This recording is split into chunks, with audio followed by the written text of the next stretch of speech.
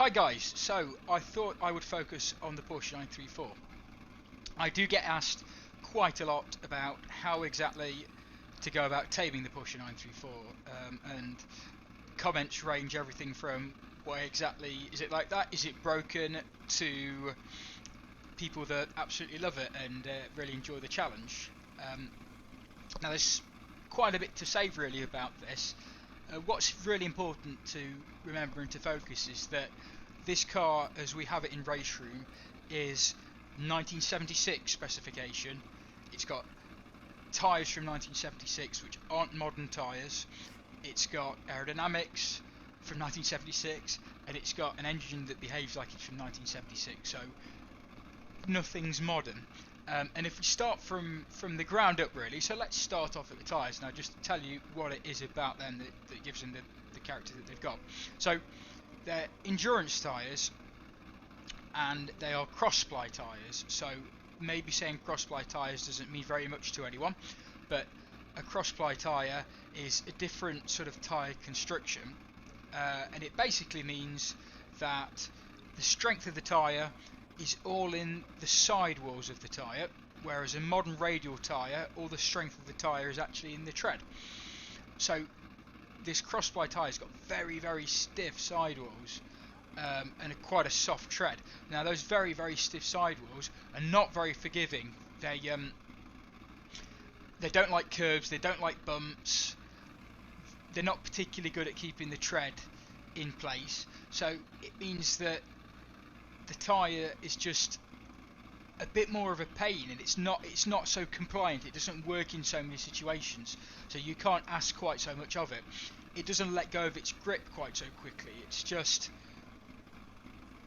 a bit of a harder tyre to sort of actually live with. And then on top of that, it is an endurance compound, so it's quite a hard tyre in the first place. If you move up from that and we look at the suspension, or think about the suspension, then this has got it's got dampers, but unlike a modern damper, these dampers cannot tell the difference between a bump and weight transfer.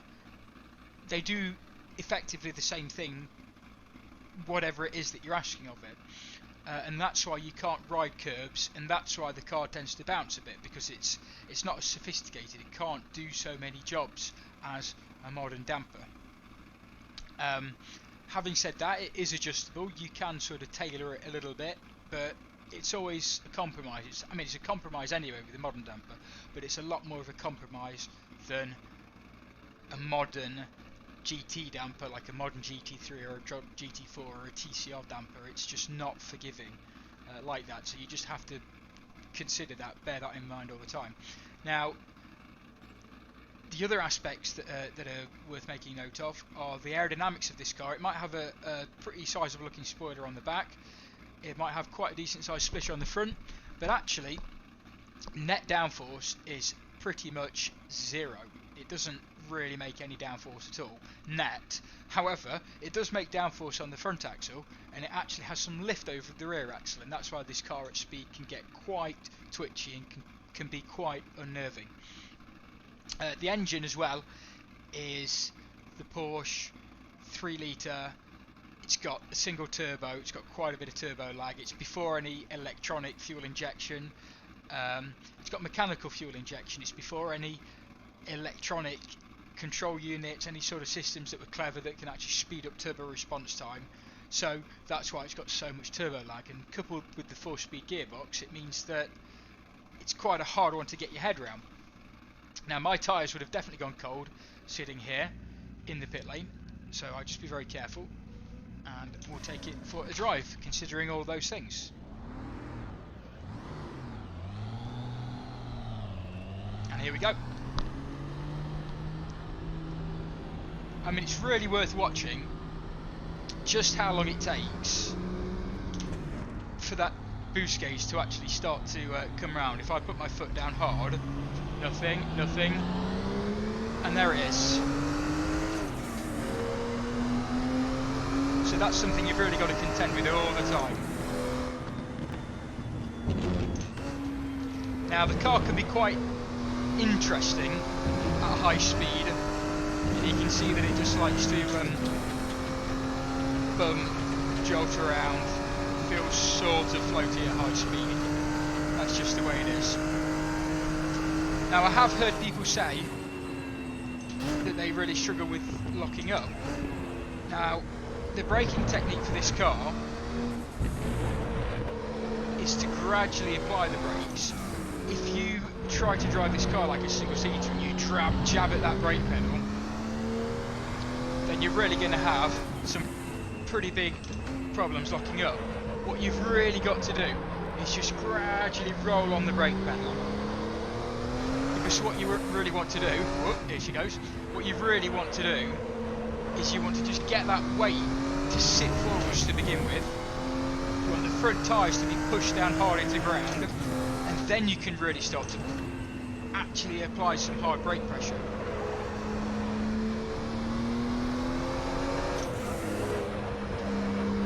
Okay, and then mid-turns you've just really got to be careful of that lift-off oversteer. That's one of the big things. So don't surprise the car. The thing is just to keep nice balanced throttle for long periods of time in long turns. Okay. Now the thing that's guaranteed with this is when you're really trying hard, you are going to be busy at the wheel. It's really going to take your focus up.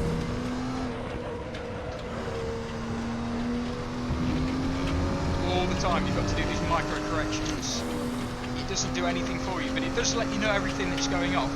Now it's corners like this next one, which typically are flat in modern cars, which really aren't flat in this. And I think it's that sort of corner that can really catch people by surprise. But by the time that you've done 2 or 3 laps, you should know that that's going to happen. And it's not a surprise if you know it's going to happen.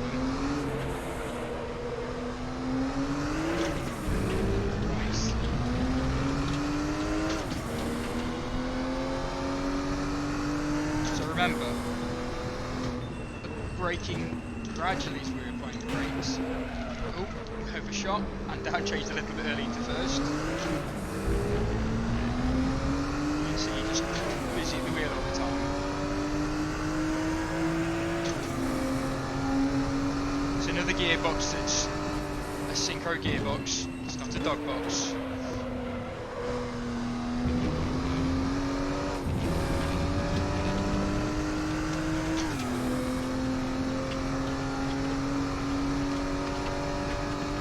So get your eyes nice early on your brake marking points. I'm going to roll on the brakes, and as soon as you start to think about getting some steering lock on, you've got to come off the brakes, because what this car does is it lifts up the inside front wheel as soon as you start to get some steering angle on, and that's another reason why it can be quite easy to actually lock up the front inside wheel into the turn, even if you haven't locked it up initially. So that front inside tyre is literally completely unloaded, completely off the ground if you actually watch videos, and hence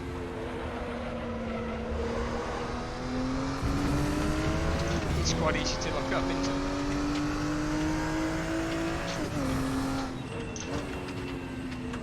Into rev match, as ever.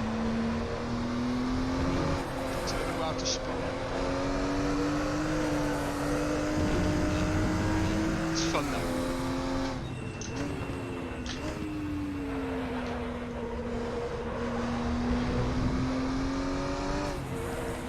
I mean, you can see from the steering inputs that you've got to really just work all the time.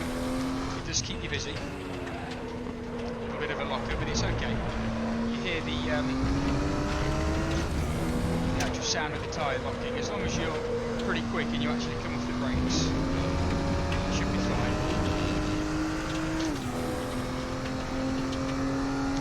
And then round this faster bit, it's really just got to take the line of least resistance. It's just quite tricky. Again there.